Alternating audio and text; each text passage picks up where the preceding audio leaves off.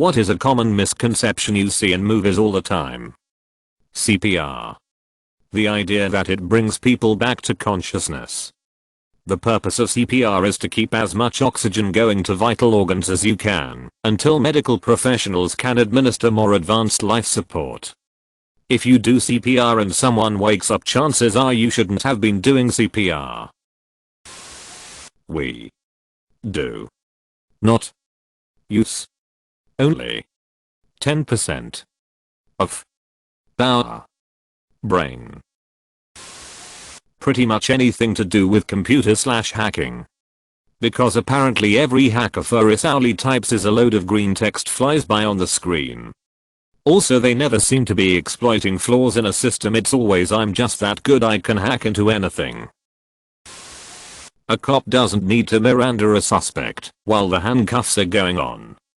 Miranda rights are communicated prior to custodial interrogation. Not so much a misconception, but a big annoyance is films that insist on perfecting actors' hair and makeup, even after they've supposedly just been through a big storm/dived in the ocean/nearly burnt to death, etc. It's a pet peeve that really destroys the sense of realism. TV shows are much bigger offenders than films, but there are still some movies that do it. How many bullets shot before needing to reload? DNA and forensics evidence are not the slam dunks that movies and TV would have us believe. People who work low-paying jobs cannot afford nice houses or upscale apartments. Can we please just stop with the manic pixie dream girls and the guys who use stalking as an effective way to pursue a romantic interest? Women with no access to tech or electricity having shaved armpits and legs and perfect eyebrows and contour, etc. It's not a big deal, but still. From someone who studies history, that historians/history students know everything about every time period in every part of the world. Most people specialize in an area and go from there. People always use acronyms and abbreviations when texting.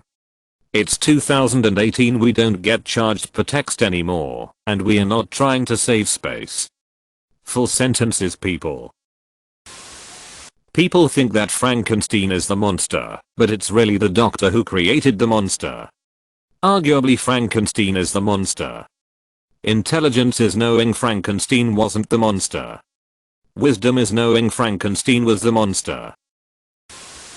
Shotgun blasts. The person who gets shot flies 10 feet back, while the shooter doesn't move an inch. We need to make a bunch of money quickly to save the thing. Let's put on a show. No.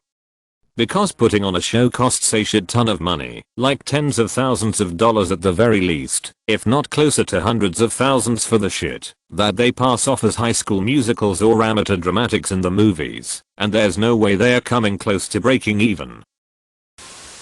Everything involving court scenes. I immediately get pulled out of a movie at the cliche bullshit that is every court scene in media.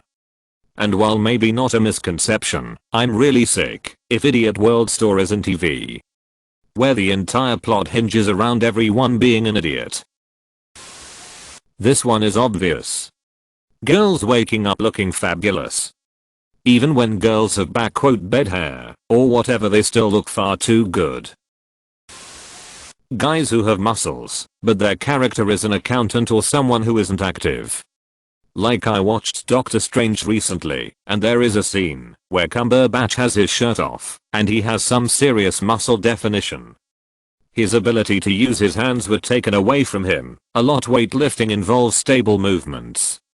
There's no way in hell he is still that fit after a few months of non-movement, and also being in a car accident. Bullets go through wood, so that flimsy table you flipped ain't gonna do a thing to stop the bullets. On the flip side, underneath the water is probably the safest place you can be, if you can hold your breath. The way blood splatter is portrayed in gunshots exit wounds, especially to people's heads. The worst offender is American Beauty. A gun is put to the back of the guy's head. Camera pans to show the wall he is looking at. Gun goes off and the result. A paintball of blood explodes on the wall he was facing. There is no bullet with the blood. Just blood. Where's the damn bullet? How does a bullet create an exit wound for blood to shoot out of, while simultaneously disappearing into nothing?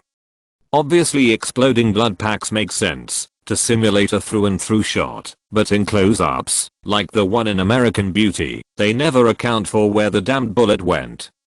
Always annoys me. The average person picking up calls from numbers they don't know or private calls. Clownfish are no funnier than any other fish.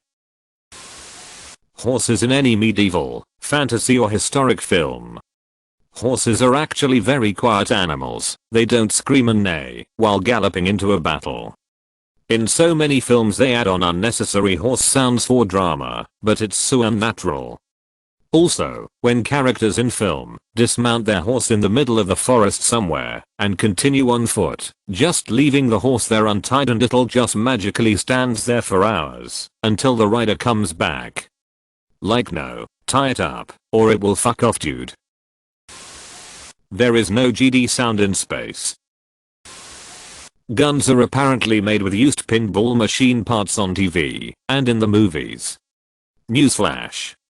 They don't just make noise when you sweep a room. If your gun has shaky noisy bits, you need a new fucking gun. That rats keep squeaking for no reason when skittering by. In the same vein, screeching tires on dirt/gravel. Police officers not wearing bulletproof vest. A cop is always walking around with a holstered gun and a long sleeve t-shirt. No cuffs, vests, radio, nothing. Sliding down the middle part of an escalator is a shortcut when escaping cops. They put all sorts of obstacles on escalators to prevent dumbasses from doing that. How long fights go and how nobody gets hurt. Like dude gets hit by a guy swinging as hard as he can from behind and just shrugs it off. People in bar fights have died from those kind of hits. It's mostly two angry guys rolling around on the ground if one person doesn't instantly get knocked out.